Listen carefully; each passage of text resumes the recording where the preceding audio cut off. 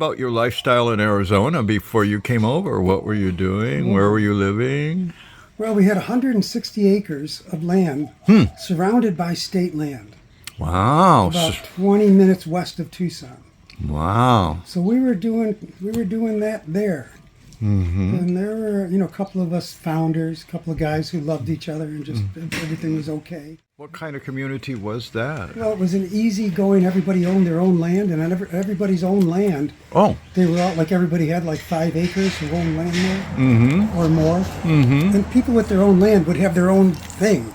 Mm-hmm. Like there's Eden Farms, there's Cocopelli Gardens, there's Dharma Vista, all these different persuasions of the people who were persuaded to whatever they believed in. Mm-hmm. And they were doing their thing on their own land. Mm. And with 5 acres, you can do that, have woofers and stuff. Mm-hmm. But what we did was we had wells. You have to have well in the desert. Mm-hmm. We have like 3 wells, and we joined the wells, which is interesting. Mm-hmm. Because by law, you're not supposed to do that. So we didn't tell them, but we connected all the wells. And then we got a backhoe, and we all shared the backhoe. Mm-hmm. So now you could do your land this way, make your garden, or dig it up, or So we came together on some of those things that we shared. Mm-hmm. And then we were there as Harmony and Health Foundation. So we owned the central piece. Okay. Like 9 acres. Okay. And Bruce built a sweat, and Brian built a kitchen.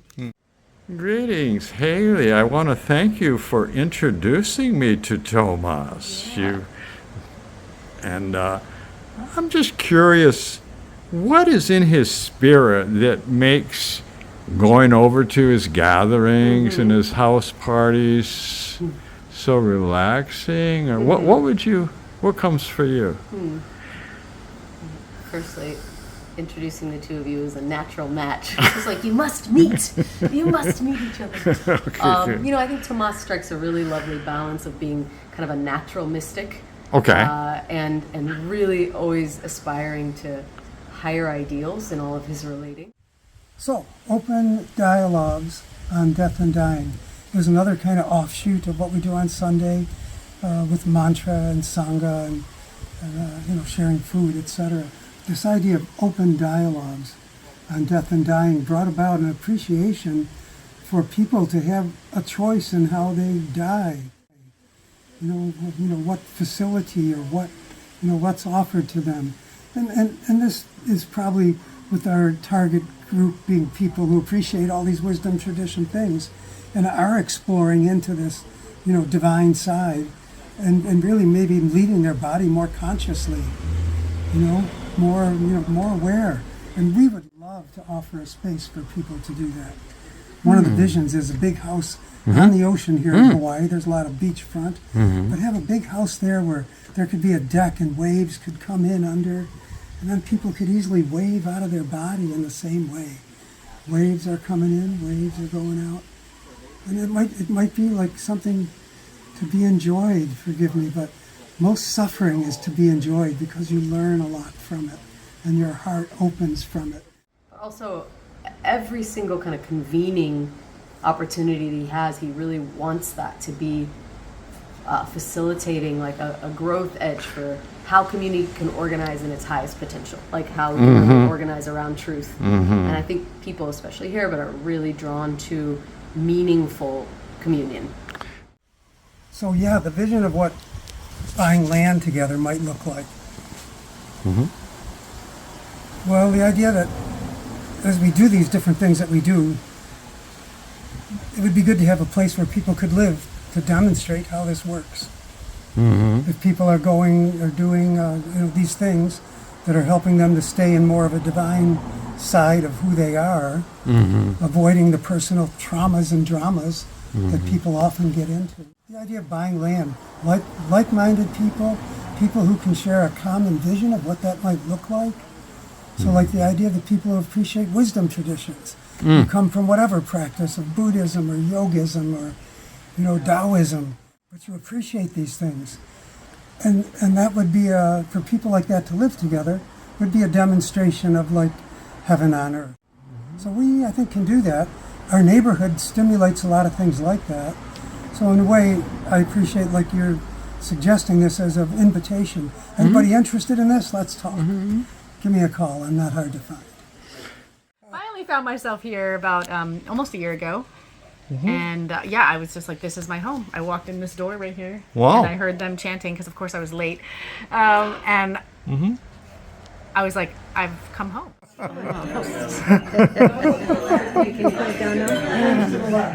We do it together. Okay, go We ahead. do it as one. Everybody got a hand? Yeah. Squeeze. Gently. Squeeze and hold tight. This is us. This is us being the change, kind of. Hey, you guys, you're kids. Hey, you kids. Squeeze. Are you squeezing? All right. So now that we did that physically, emotionally, and mentally together.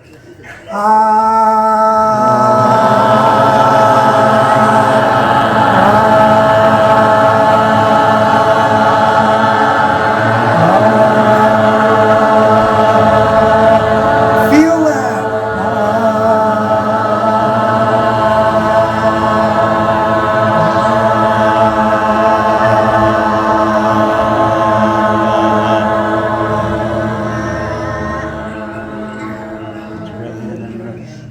That is so good. Physically, emotionally, mentally, spiritually, here we are as one. Truly, 2026, we're going to find the fix. All right. And this is part of it. This is how we do it. Recognizing our oneness, compassion, kindness. And again, tonight, when you meet people, look them in the eyes, and it's all love. And see the synchronicity of why, like you bump into somebody at the grocery store, it's not excuse me, it's like hi. And that's what happens to us all the time. So we're celebrating that. Now we're going to go around and say our names so we're all in. Tomas. Scott. Tim. Earthman. Yeah, tell me about the Kalani Sunday event that you do. Okay, so here we are Okay. in Seaview, Kalapana. True. Down the road is Kalani, our premier place where people go. And so now every Sunday at 4 o'clock we do a sound alchemy event, Oh. which is based on the Gayatri Mantra, based on mantra, the yogic practice of mantra, which is a real deal thing. We're not just singing songs with that. So every Sunday at Kalani we start with a sound healing for about 30 minutes. Then we move into the Gayatri Mantra 108 times. Do the practice, count it on the mala, and hopefully we achieve that mind and heart resonance together with the will and the understanding of the divine, and that's what the mantra is all about. And the mantra is actually a mantra of global awakening. And that's what we're doing, probably in unison with many others. I heard Diva Premal and Mitten just did their celebration. They do They're doing Gayatri 7 Man- days of it, I believe. 7 days of Gayatri Mantra. Wow. So that's part of our practice on Sunday, and we've been doing this for 5 years on the island here. Wow. Every Sunday, Wow. either at the lawn or at the house here, or now at Kalani for the second time. They've invited us to come and do it there. And we're looking to expand that and do the next step from that. Like doing the practice of mantra, we get there.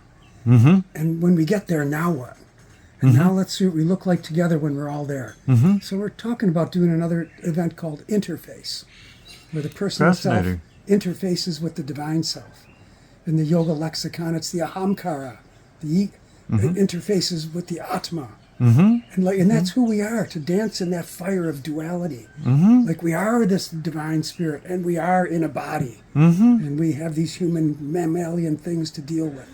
So if we can interface them and have them together, walking like brahmacharya hand in hand. That's right. Christopher. Yeah. Back at Gayatri meditation, sound healing, and how does this feel for you to be involved, and how are you involved? What a blessing to be involved here. Okay. Yeah, I'm part of the team, the musical team, Okay. and I just feel so grateful to be offering the service in this way. You lead Yeah. kirtan? I lead kirtan and mantra, and mostly support on the percussion. Oh, okay.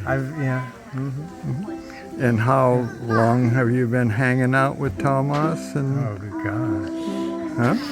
Yeah, we started on the Seaview lawn. Okay. When was that? Okay. I want to say right around COVID time, right around okay. coming out of that time, and like everything kind of sprouting up brand new after that time of True. closure and like all the newness Right. came then. I'm quite awestruck that he has done this for 5 years. Right, yeah. So that At was various about right. locations, and now you're in the Blue Room at Kalani. Yeah, we got here. Wow. And, Yeah. yeah, this feels good. Kalani Ocean Side Wellness Center.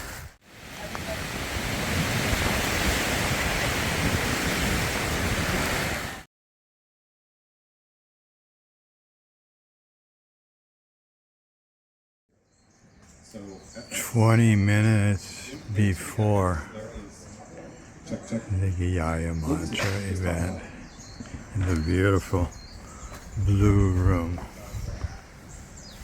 of Kalani.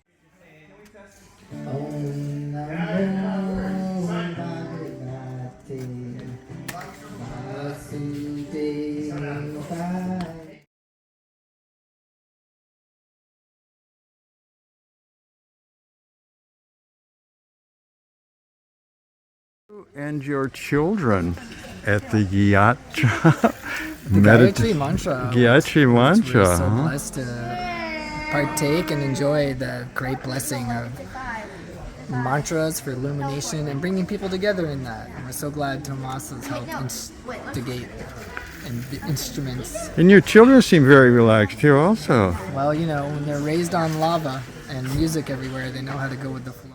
Welcome, Don. Thank you. So you're at the celebration again. Yes. Yeah, what brings you here? What spiritual thread is... Well, we come here once a year to visit my daughter, Oh, Destiny, and her husband Andrew. They perform the music here, and we come Okay. to we come here every year. Maybe like one or two or three of them. Yeah, whatever our time allows. okay. And what kind of feeling do you get from the sound healing and the kirtan? Oh, it's very peaceful. I feel a lot of peace.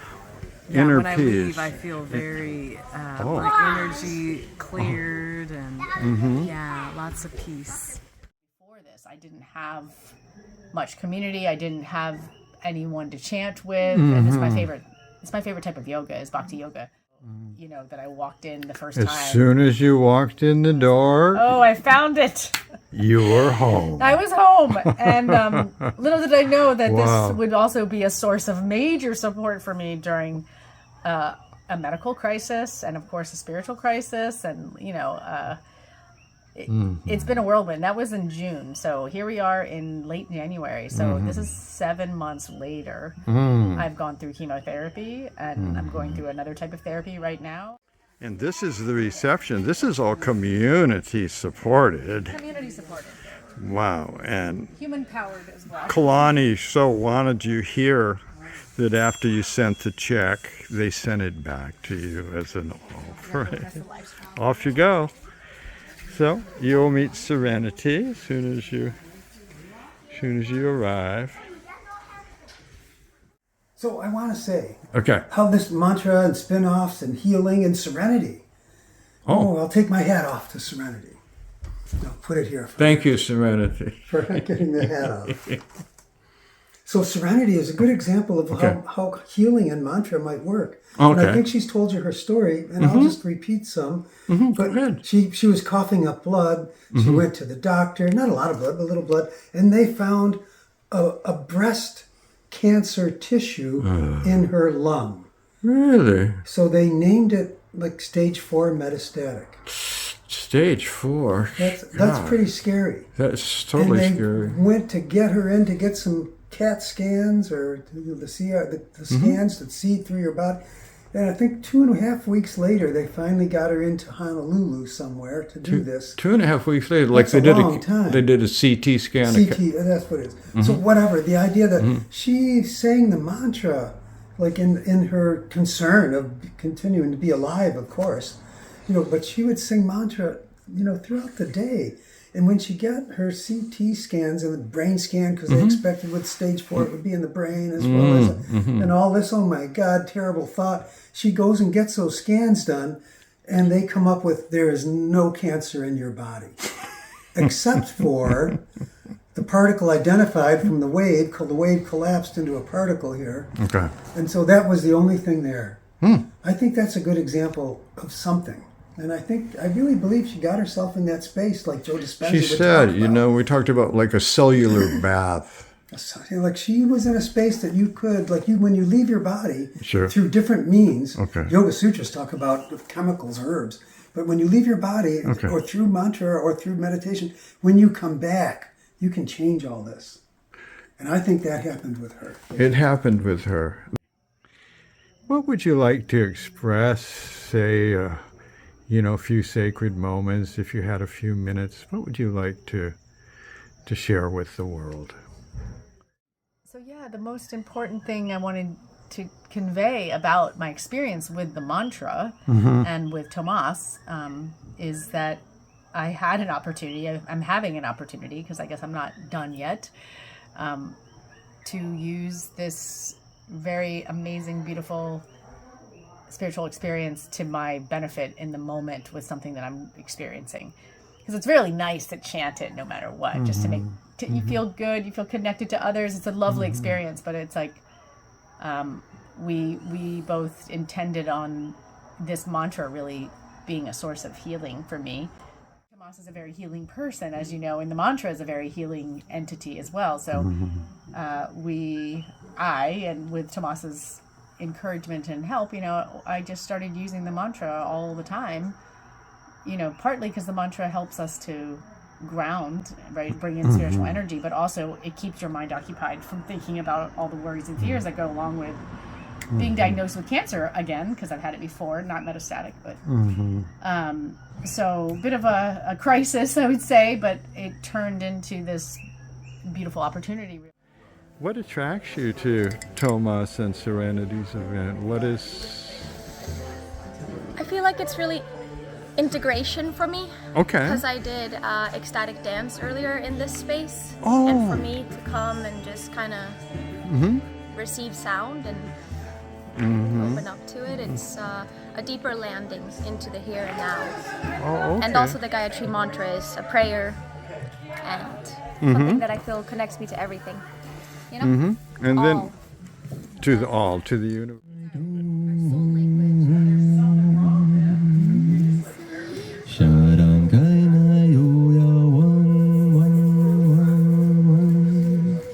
Check 2 3 2 9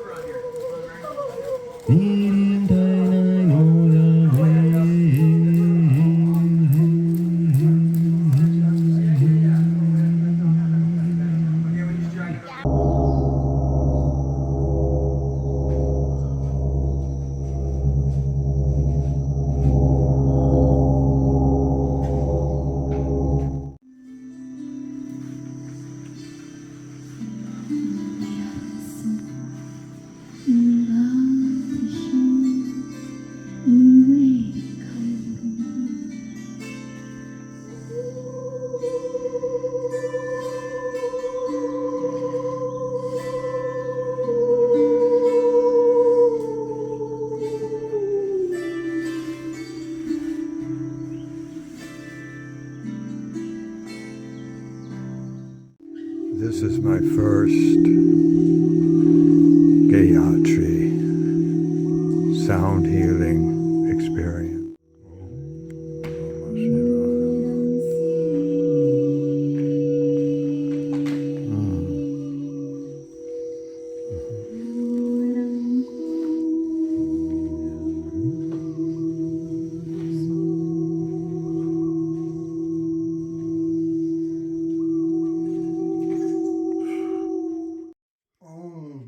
Bhuva Swaha Tat Saviyatur Varinyam Bargo devasya dimahi, Dio yona prachodayat.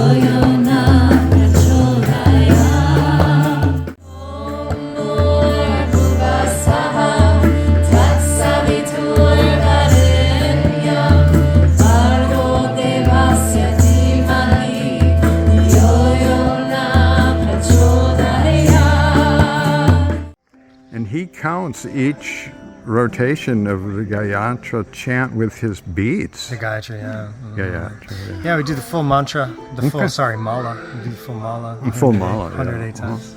And around the world, people do this. Yeah, since time immemorial. Going back to the Vedas, the Rig Veda. Yeah. Yeah, there's probably, how many people are doing it right now? Or like every moment. I was intrigued to chat a little bit more about the field. The field. Okay, so our background is Joe Dispenza's use of the word field when he gets people out of their bodies and into that place.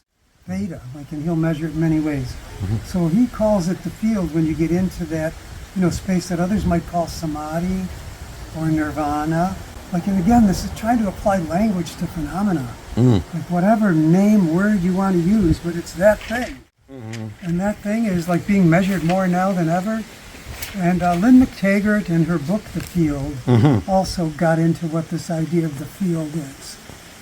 In the Bhagavad Gita, there's one chapter called The Field and the Knower, recognizing this idea of what the field is, and the knower being us in a body knowing, and just that, and to develop that idea. So asking about the idea of the field, there's many references with using that word to that same thing, that divine place. And you mentioned once you become in the samadhi or the field, then you can come back into your body. Now, this is the magic. Okay. And we as humanity are just on the cutting edge of what this is all about. Guys like Joe Dispenza proving something is happening miraculously, scientifically. People get out of a wheelchair. And so much of our energy, our known people describing what this is all about. Joe Dispenza again, and you host him here in your home. We do a Joe Dispenza group, and we've hosted that in our home. We'll have to send an invitation to Joe. I've met him a couple times. Maybe he'll come and show up. I doubt it. This guy It's has a things study with 8,000 people. My study God. group. Well, that's another example, and also Hope Johnson was saying today, it's so wonderful that these spirits have a nest, a home, somewhere to go to that's really cool and beautiful and loving. These spirits have a home? Is that what you said? Yeah. I'm Hope Johnson, and you can find me at hopejohnson.org. Yeah, boy. Yeah, boy. You've been doing these spiritual talks for some years now? I've been doing them for 12 years. Wow. Yeah. How fortunate to have you in our community here. Thank you. I love being here. I'm having one tomorrow, too.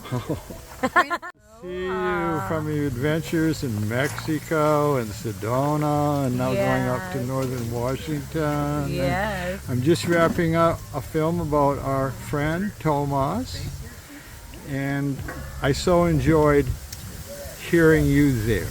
How was it for you to have that venue? It was a beautiful venue right there in the heart of Seaview, which is like the center of all of the fun and spiritual teachings and loving and dancing and playing.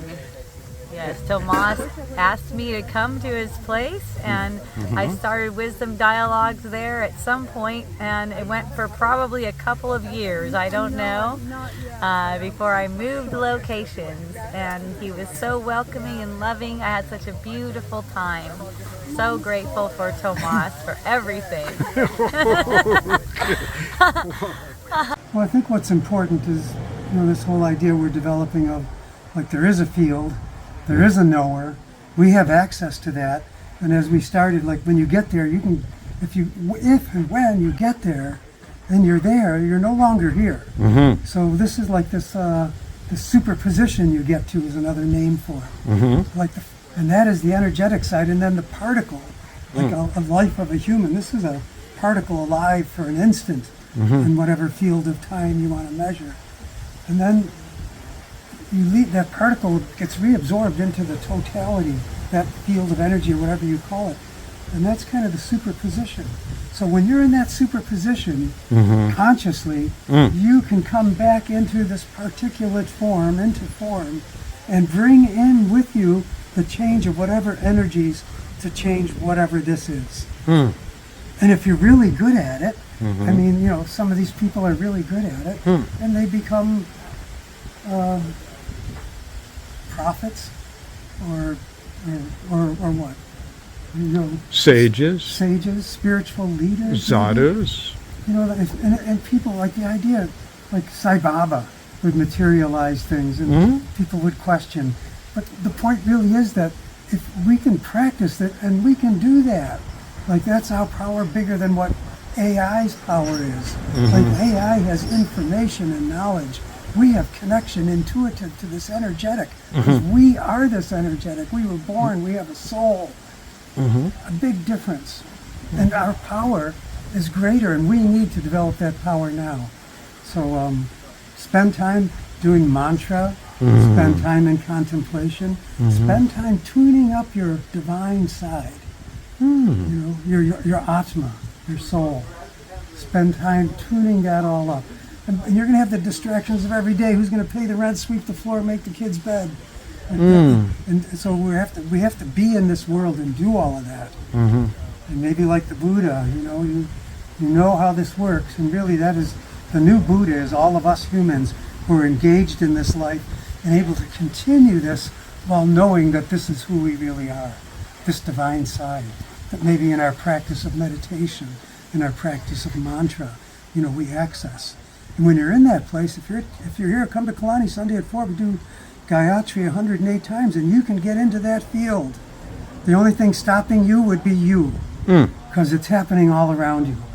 If you have 50 voices or 100 voices singing and feeling this mantra, and you step into that, you're into that, you're in between, and then you're into that next field. And that's where you shut your eyes, give your mind the bone to chew on of mantra, and let your intuition and your spirit bring you downloads of what the divine is messaging to you, the personal you.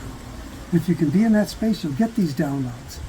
And you'll know to say this to that person, or invite this, to do that.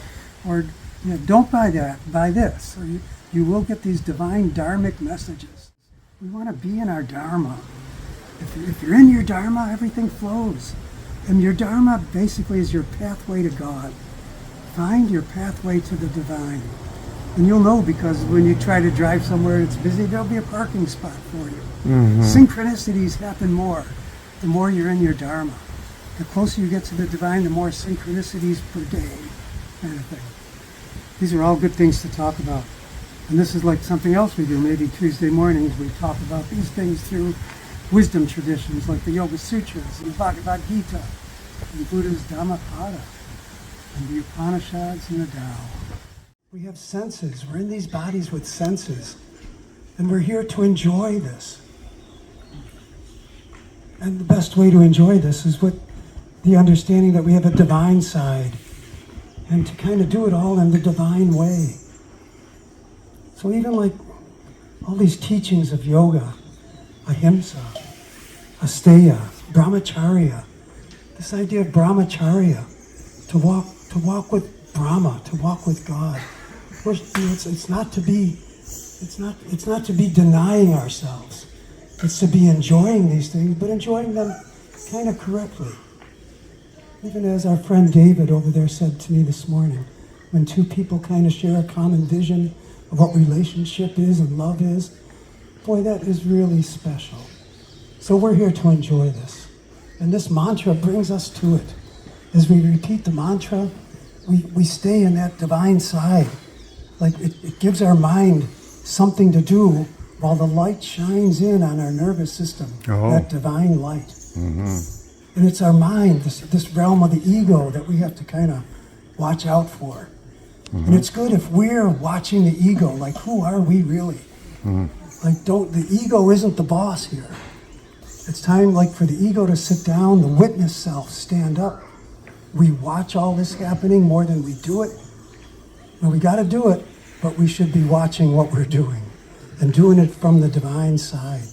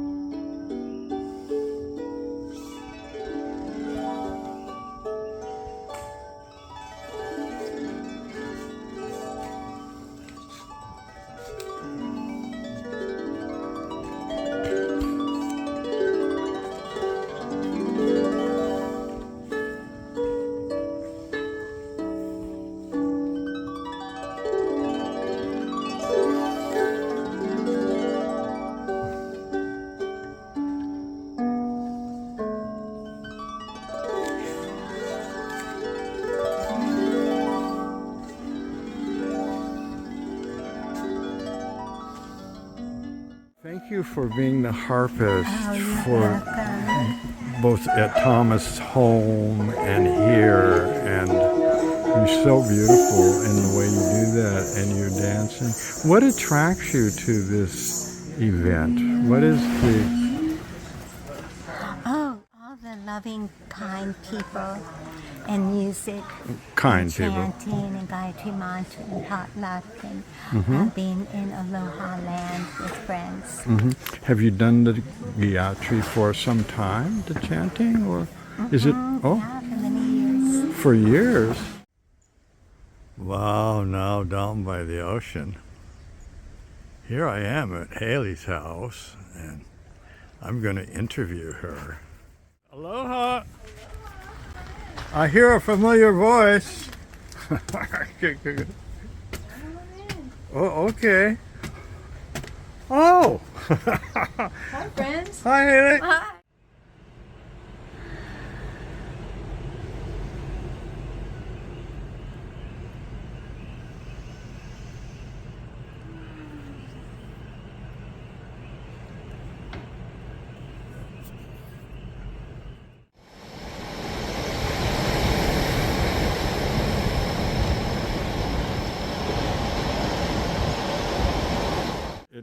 It astounded me that when I understood that he has done the Gayatri Mantra, this ancient Rig Veda, every Sunday for 5 years. Yeah, he loves it. Just witnessing his excitement around getting community involved. Like he has one of his most charming aspects is there's the inner child is very apparent, and that child just wants to get everybody together and on board with whatever he's excited about. Okay. And there's a magnetism in that. It's so fun. Translation of the Gayatri Mantra. So there is a thing over there. It says Om Bhur Bhuva Swaha. So the mantra goes Om, the beginning of everything. It's always from silence that sound comes. So Om Bhur Bhuva Swaha. It calls together the body, mind, and soul. Bur, the material, bhuva, the mentality, and swaha, the soul side. And the next line is tat savitur varinyam. It recognizes that there's something more than us. There is something more, that savior, that savitur, varinyam, to venerate. It's telling us, get yourself totally together, recognize that there is something more like the divine, and venerate that. Tat savitur varinyam. And then Bhargo devasya dimahi. Bhargo is the light, devasya is divine, and dimahi is to meditate. So they're telling us to meditate on the divine. And that's kind of what we're doing in motion when we do this mantra.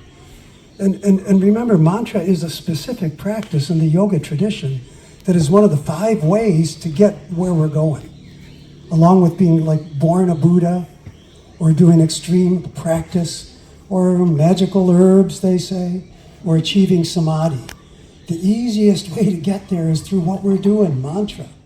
The last line says, Dio yona prachodayat. To strengthen our energy, intellect, and will to do this. And boy, do we need this on this planet right now. Wow. Strengthen our energy, our intellect, and will to do this. There's a lot of ego out there running around thinking they know what they're doing. But they need to be recognizing this divine side, who we really are, the one that really works. We are now chanting the Gayatri Mantra.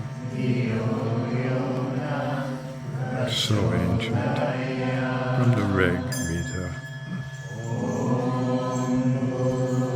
Chris is leading the chanting, and we will chant this 108 times in Sanskrit.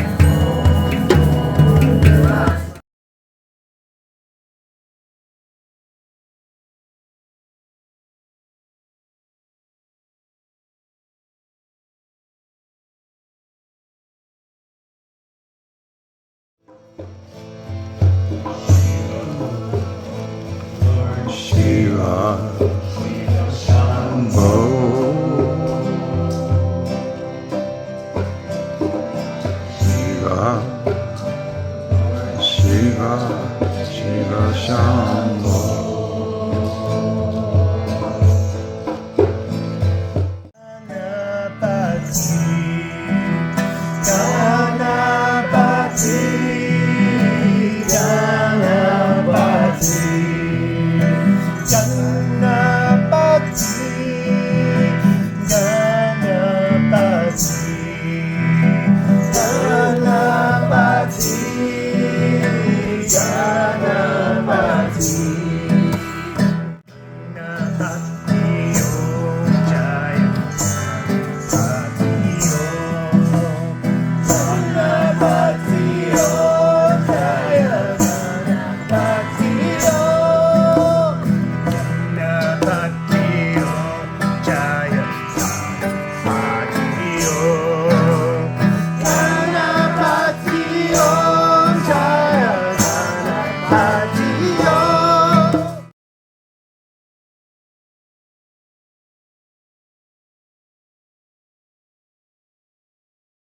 Anything you want to say about Tomas' spirit? He seems to attract spiritual people. He's on a mission to bring together the people, and he's uniquely qualified to do that with his personality.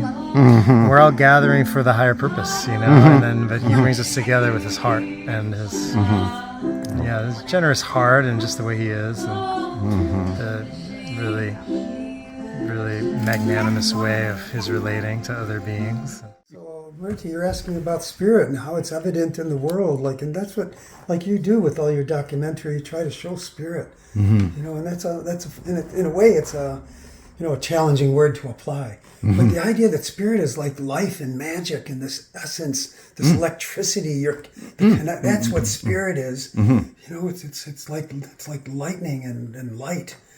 So, and how this demonstrates through us.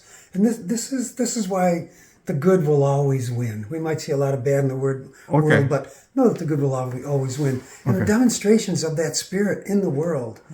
When people get together and form community, sit together, resonate together, kind of breathe together, and share common visions, that is magic. That is like the source of what we call magic. It's not really magic, it's our birthright. We were born into these bodies to evolve into this place, from our mammalian being into our crystalline kind of patterning that helps us more go zip, to God. So spirit is demonstrated in the world individually when we touch that same thing, and that we change our lives through Jesus would say, through your faith ye will be saved, or something. But as we know this and experience this, and the more we experience it, the more we'll know it. Like people getting together and watching the magic of their intentions, create what they're looking to do. And people themselves, as they're finding healing, even like Serenity we might have talked about, who touch spirit. So there's evidence of spirit being in our lives individually and together. And then we go back to the mantra. If you want to be together in spirit, come to the mantra on Sunday. Or have a mantra in your neighborhood. Create it, start it. We'll send you the paperwork. I would wake up chanting the mantra and go to sleep chanting the mantra. I'd do it. I'd listen to it and chant it during the day. Visualize running light through my body, bringing the energy towards where the tumor is in my body. I find I chant mantras. I chant Buddhist and Islamic, and I find if I chant them intensely, they don't turn off. They just they pick up an automatic. Did that happen with you also? That is just like all the time. I have. It's like running on repeat in the back, right? And that's kind of the. I think that's part of the reason. We advanced yogis have this experience of once they get the mantra up and running, it's 24/7. And it's house parties. The kids are dancing, and the food is just awesome.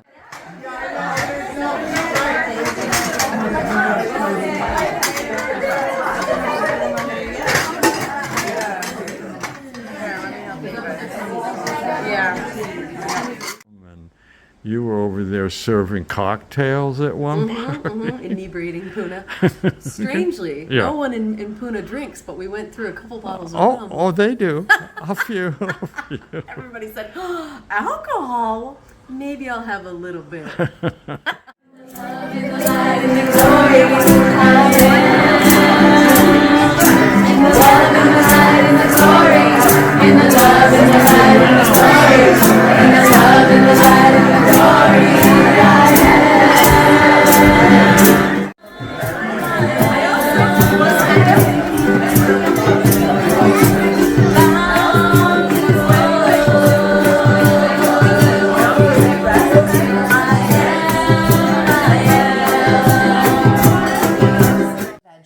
Roasted zucchini. And you're from a large Italian family? Largish, yeah. Mostly Sicily, not so much Italy. We're a little different. We're a little firier. I made meatballs this morning, like my mom and my grandma did. Oh, okay. And then I'm crumbling up to make some pasta, baked pasta with meatballs. Whoa. What I do is spiritual entertainment. That's why I started the Earth People Comedy Club, because if you're laughing, if the belly laughing's going on, you open your heart is more open. You cannot cram down new insights and paradigms through the mind. You can't stuff it down people's throats. It doesn't work. So I love to find spiritual people so we can amplify, so we can keep the spirit of that person alive after they're dead. And you got two old Babas here today. I'm 78 and a half.